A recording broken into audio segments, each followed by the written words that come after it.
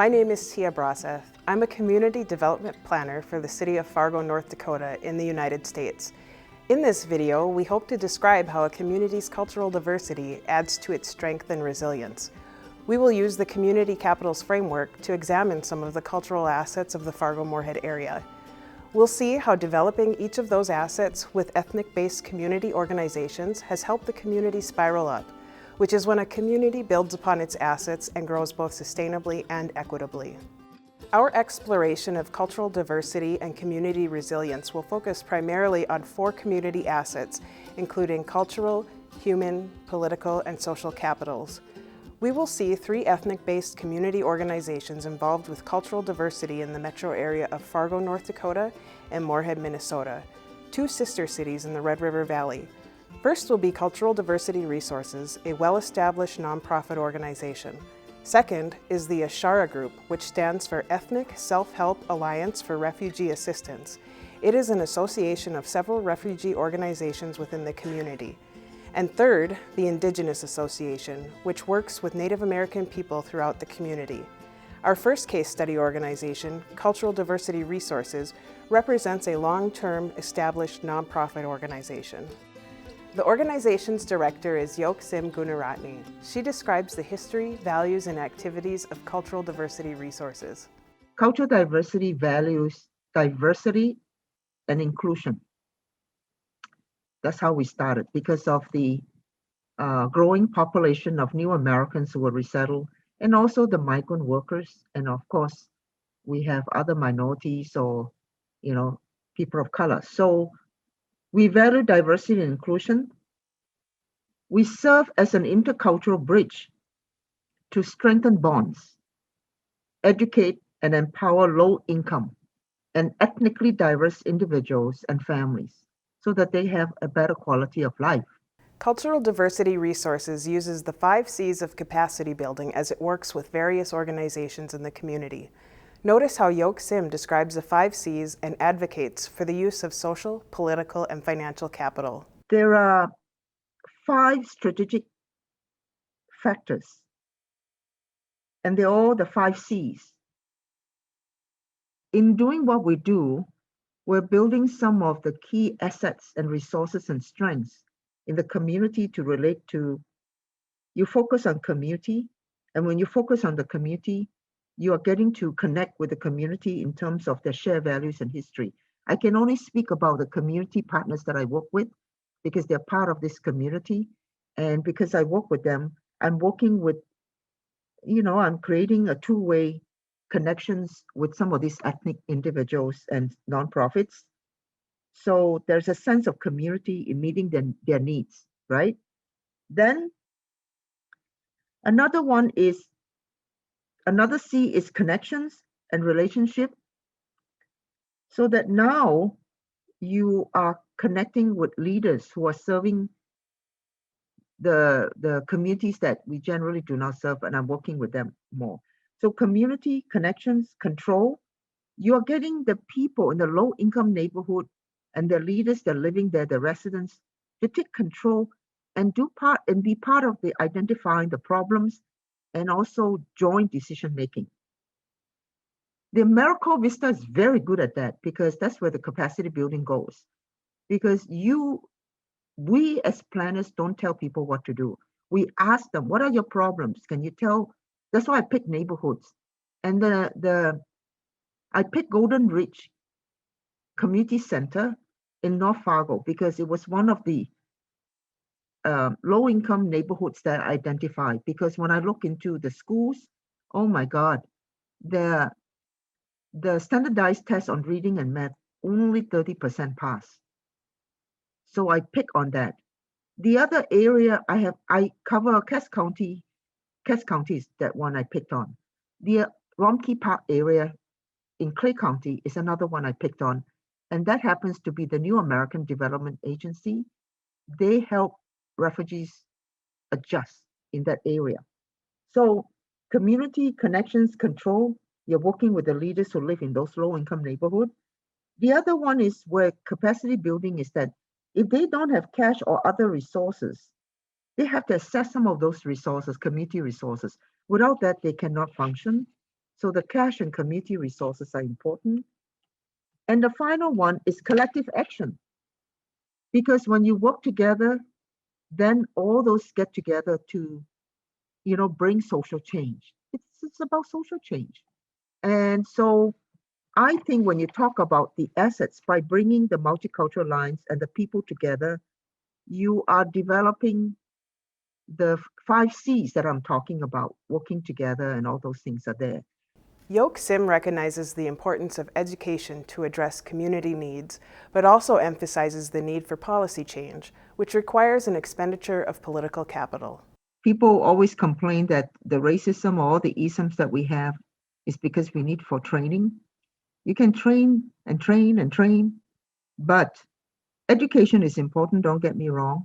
But there was a very good book written by Abra Kendi, How to Be Anti-Racist. And he talked about how we need to have policies. We need to look at the policies. Because if you look at the way we set up housing, the way we set up healthcare or the jobs, sometimes it is not taken into consideration that the gap between the rich and the poor is so wide, getting worse and worse, and the numbers are increasing with the population increase, and yet many of the needs are not being heard. So there's something about the policies have to change. So if you don't have inclusion in your human resource manual or policies, then the question is that if you're not mindful about that, how are you going to hire? How are you going to recruit? Who? I'm not just asking people to serve on boards. I'm asking that when you plan a committee and it has to do with a low income community, for Christ's sake, include some of the people from those areas to be in the planning committee so that the voices and perspectives could be heard. Yoke Sim emphasizes the importance of including minority, refugee, and immigrant voices in policymaking. Representation is critical. You also have to develop a list of, it's just like a social worker. A social worker needs to have a list of all those social services or community or services that are there. So same thing with any city in planning. You also have to have a list of ethnic-based organizations that are in different areas. And I talk about the Black, Indigenous, and people of color. So if you can't reach them, go to those nonprofits or the leaders to make sure that they're part of your planning system so that the voices and perspectives are heard. So what I'm saying is that in addition to training, so the people are more aware of the stereotypes and prejudices and knowledgeable about the unconscious bias, if all those are there, and then on top of that, making sure that the policies, looking at the policies to say whether there are needs to be change, also being inclusive. Inclusive is also making sure, as I said, perspective and voices are heard in committees, in boards, and also funding wise too. If there's no fund, who's going to do the work? We're asked, cultural diversity is asked to do a lot of stuff. When I look back and I say, oh my God, here I'm doing all these things. I'm sitting there doing nothing. No, I'm also helping the cities. I'm helping everybody. There have been a growing number of ethnic-based organizations in our community. Cultural Diversity Resources has been instrumental in forming a multicultural alliance within the community, comprised of many of these ethnic-based organizations. The Multicultural Alliance, as you know, we said that already, that will be duplicated. And to be honest with you, I have to share with you one thing, which is there are many phases. You have the Multicultural Alliance. Now you have the Miracle Vista sponsor with capacity building. You know what the third one is? And I hope you all will support it. I would like to have a multicultural community foundation. The foundation is part of the capacity building, and the foundation is to make sure that if you're new, small, you don't get money from foundation because the question of financial sustainability is always there. But these are the people who are serving low-income people directly without 8 to 5. The status quo is bureaucracy. We don't provide service only 8 to 5. The needs are after school, and after week in the weekends, in the evenings. So I think by having us to work with these small groups is to ensure, and you know what, the community foundation is not just giving money. The rule is that anyone who's low income or BIPOC with, I mean, small, emerging and small, we ask that their leaders and volunteers go to training. We'll provide free training so that they learn how to run nonprofits, financial management, and grant writing.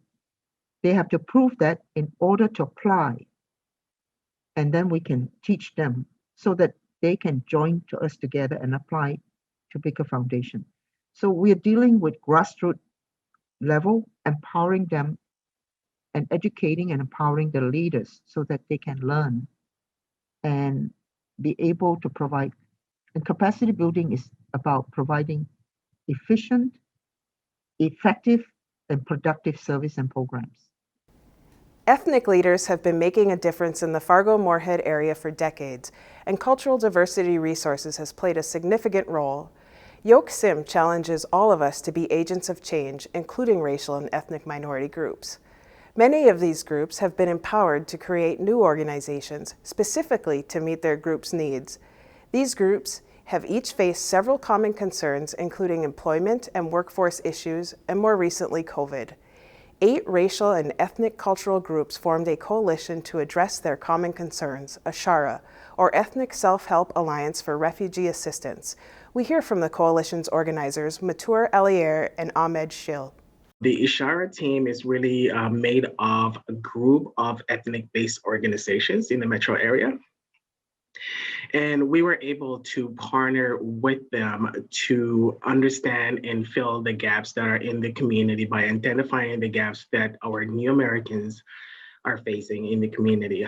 So with the partnership, it started out with 4 ethnic-based organizations that really do have different backgrounds and different languages. So it's truly a unique partnership to really help a very diverse population in the metro area.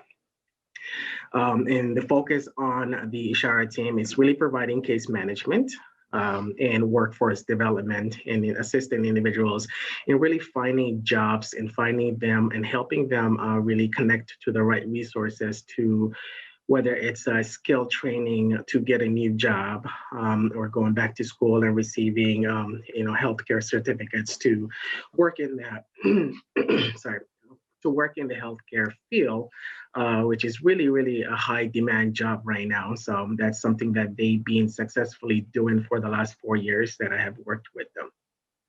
So Ishara is really made of the 4 ethnic organizations, which is Afro-American Development Association and Somali Community Development of North Dakota, South Sudanese Foundation, and Sudanese Community of Fargo-Moorhead.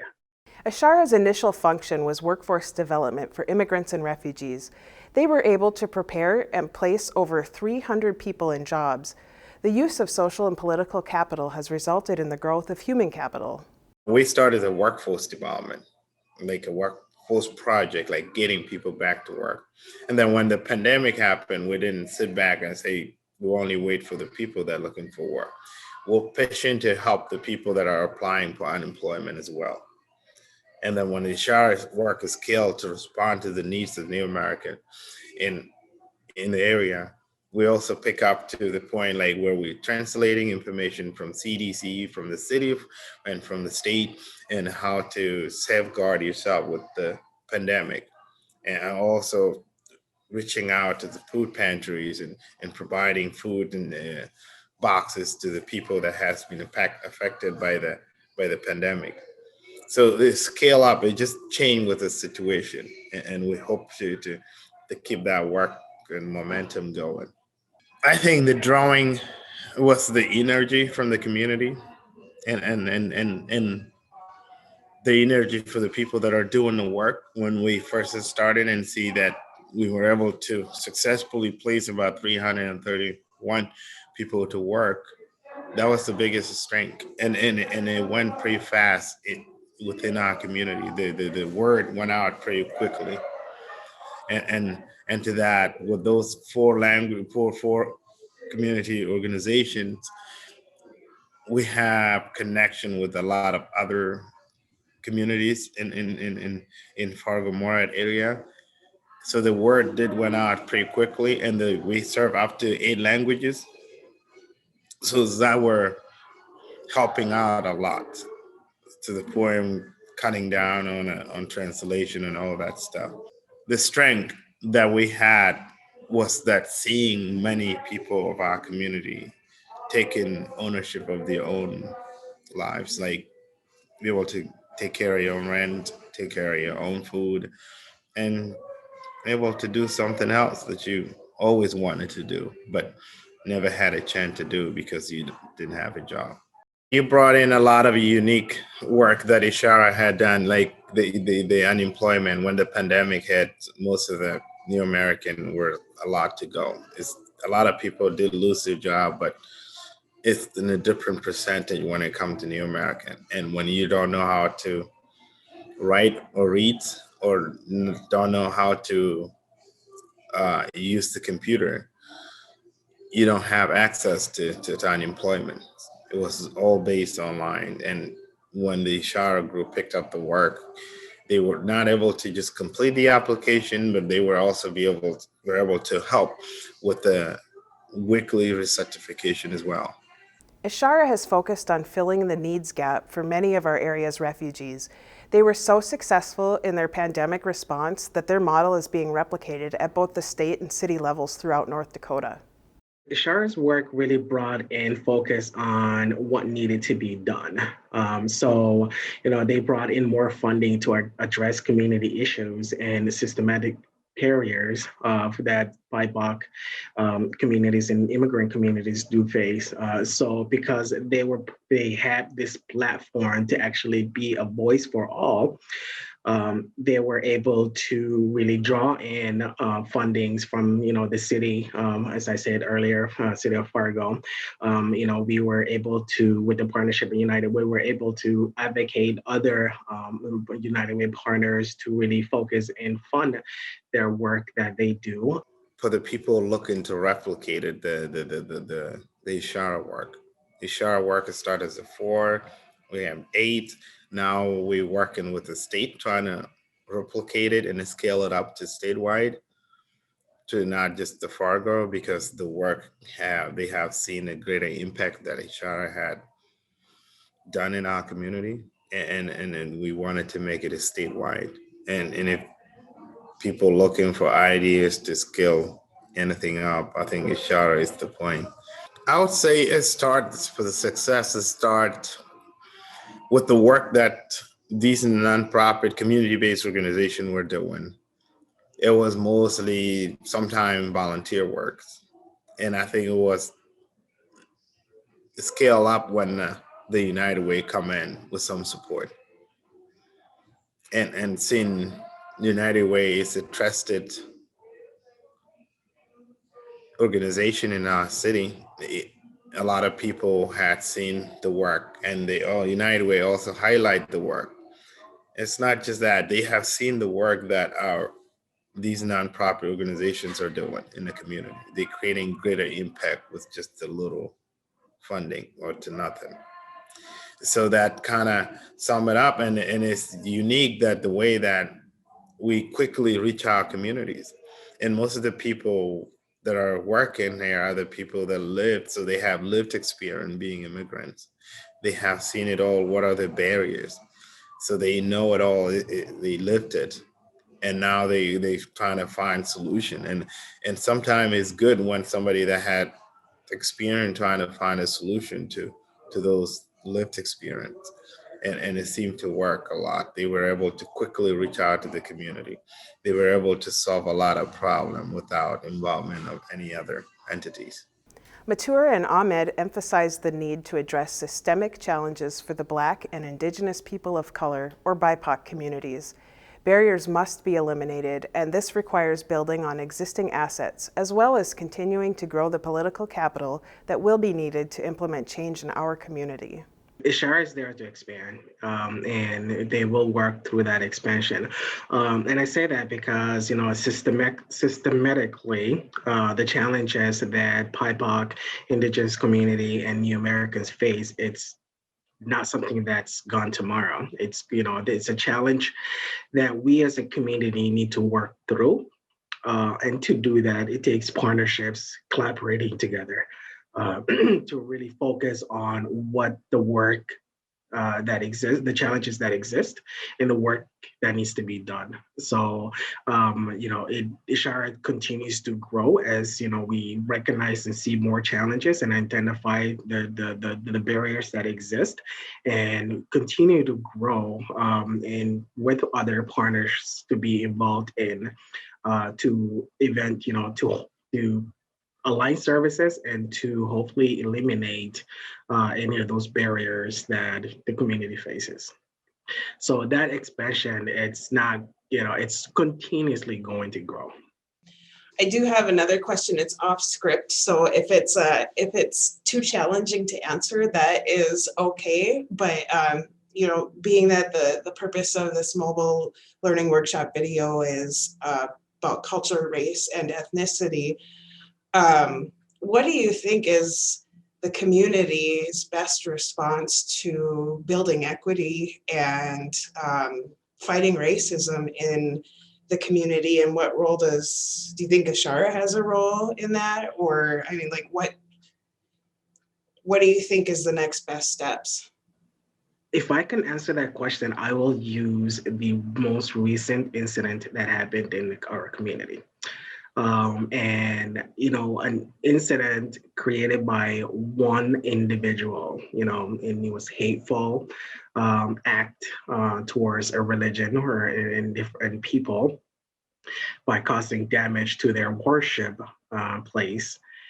And that hatred caused by one person, the next day the community showed in numbers, by hundreds, to raise funds and to help cleaning up, and that itself speaks value, because when a community comes together and with an open heart and love, it really does work in eliminating those barriers that we have in the community. So community coming together in unity is the key. And through that, we need to continue with education and awareness.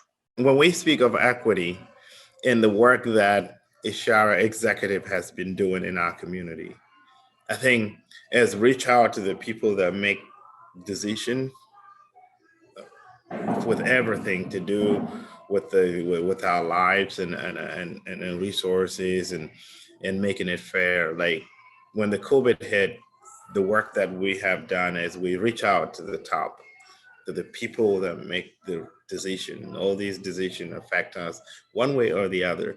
And because they have lack of understanding, Ishara was able to provide that to them. Because we might think everything happened intentionally, like some of the New American communities think that they were forgotten because of the COVID preparedness. And we think that it was the lack of understanding of our cultures and how we lived and how we should be involved in everything. But without that, the people that are making decisions don't look like us and don't know how we live or don't know our culture. They didn't have that knowledge. So the decision they made was just general for everyone, forgetting the people that have language barrier. But when we, as executive, brought that to their attention, they were able to do something. And that is equity, to find way to make it fair for everyone. As with other regions of the country, the Northern Plains of the United States is home to several Native American nations. Some of these individuals live on reservations, and others live off of the reservation, often in urban areas such as Fargo and the surrounding communities. The Native American population represents a wide variety of experiences based on tribal affiliation, family backgrounds, tradition, age, gender, and sexual orientation, such as Two-Spirit, for example. Recognizing the diversity among the Native American population, the community's Indigenous Association was created as an organization to address common concerns. Two Indigenous Association leaders, Lenore King and Whitney Fear, described their experiences and how the organization serves Native American people. The Indigenous Association is kind of a revamping of what used to be referred to as the Fargo Native American programs through the City of Fargo under the Native American Commission.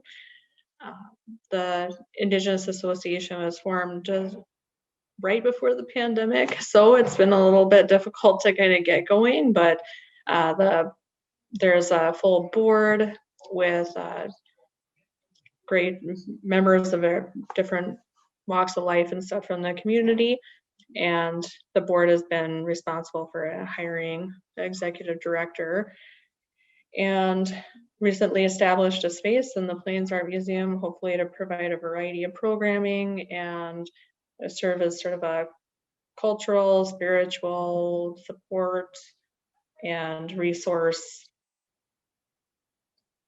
conglomerate in the community for the Indigenous population in Fargo-Moorhead and surrounding areas, smaller communities. We did used to have the Native American Center, and Whitney knows more about this, but we are, like she said, we're going to try to maybe run some of the same programs. They used to have women's group in there, and they used to get together and cook and make ribbon skirts, and they used to do beading, and they teach, all the other women how to make grass dancer regalia. So there was a lot of things that the women could get together every Friday and, just get out and be with each other. So plus they also had the Walking the Red Road. That program there was, for drugs and alcohol. And hopefully that group can form again. I'm not quite sure, but that's one.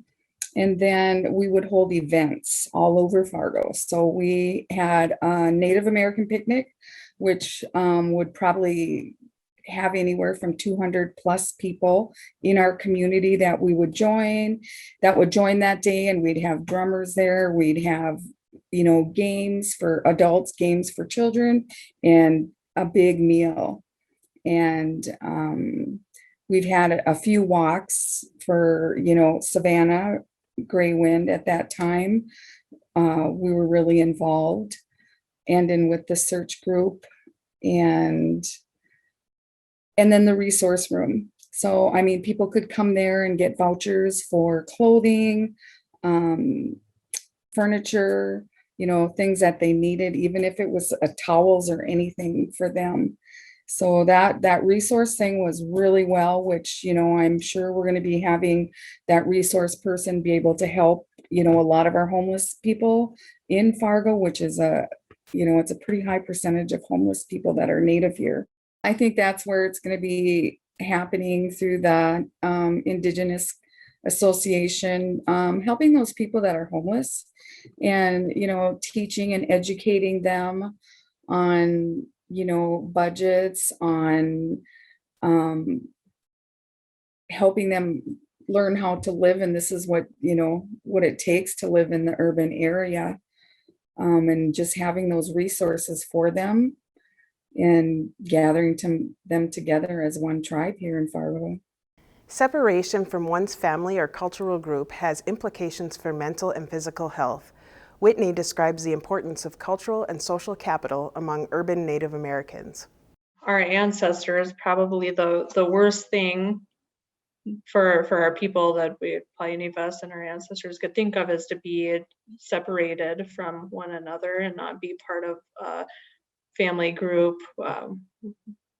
It varies on what we call that. It's, Lenore and I will call it the Oyate or the Twahi, on Tioshpie or, family group. And so when people, like Lenore said, when people leave the reservation, or even if they're just growing up here, they're getting out of being in foster care their whole life and not ever experienced their culture connection there, or there's various reasons that we've become disconnected from that. That provides that opportunity to reconnect and something we know kind of in my wheelhouse realm of things with mental health and health wellness stuff is that if somebody has a deep connection to their culture, a good sense of who they are, a good sense of self-identity, and some pretty solid spiritual beliefs, that their overall wellness is going to be significantly better than those who do not. So that's really essential to our survival, honestly, to have those connections. As a community development planner with the City of Fargo and as an enrolled member with the Turtle Mountain Band of Chippewa, I'd like to note that the city government's Native American Commission has a supportive relationship with the Indigenous Association.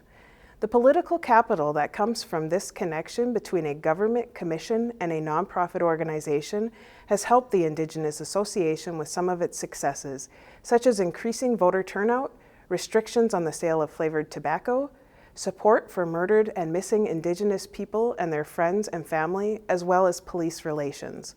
Lenore and Whitney describe some of these. The Native American Commission, we are directly engaged with the Indigenous Association. And plus I can bring up Indian education. We do have that in Fargo, in West Fargo and Moorhead. So, and that is a really good contact with the kids in school, and they do a lot of other projects and they hold powwows. They do the same thing. So they will be a really good group to engage. And plus Daughters of the Earth is a smaller group where it's all women who they like to, just teach our culture in like cooking and like clothing. Like they get together and make the skirts and do that. Indigenous Association was actually involved with efforts aimed at increasing Native American voter turnout during this last election. So there was collaborated with that an entity in Bismarck, Sacred Pipe Resource Center, on that effort and held an event, and it was outside and stuff like a barbecue and information on like how to vote, what ID you can use to vote, things like that. That was this last fall, and that was like a great turnout. It went very well. Something that we did recently that has an impact on the bigger communities as we become involved with the pursuit of Clay County, the city of Moorhead, and the city of Dilworth in tightening up restrictions on the sales of flavored tobacco, because tobacco companies have historically targeted disadvantaged communities, particularly the Black and Native American communities in the past, with things like menthol cigarettes. And so we're active in, we've provided letters of support for those public hearings with both cities and the county. And hopefully, we're continuing to work with Clay County Public Health on that effort, and they've kept us very closely involved with that. We've provided some testimony at the public hearings on those matters, and continue to plan to do that in the future. And hopefully, the impact we're hoping to see out of there is, that those youth smoking rates overall are going to stay low, but especially protect our youth from going down the path of nicotine dependence. Cultural diversity enriches all the residents in the community. As community developers actively assist with cultural diversity, the community naturally spirals up. I, in reconnecting with my culture, learned about one of my ancestors, that Chief Little Wound had once said that he felt that the world would have a turning point for the better when Indigenous peoples of the world reconnected themselves to the larger population, and there was an exchange of ideas and this mutual respect and mutual sharing of knowledge, and that it would be an opportunity to contribute that knowledge and things for the betterment of all people. And I really believe in that. I think that's something that can happen. So I think that would be, not only good for our community to work on those things, but also, as a healing thing. I think that, if we're if it's hard to hear about those things that happen to our people, it's probably because there's some healing needs to happen, and we can't run from that history forever. We've explored 3 organizations created to address the ethnic, racial, and cultural needs of our residents in the Fargo-Moorhead area. Among other community assets, they illustrate cultural, social, human, and political capital. These case studies have implications for community developers in other communities. Let us ask you to reflect on and discuss a couple of questions. What community capitals were evident in these case studies? What community assets were or can be leveraged to build cultural capital and address the needs of the diverse populations in your community? How can community developers help to organize or leverage cultural capital for your community to spiral up?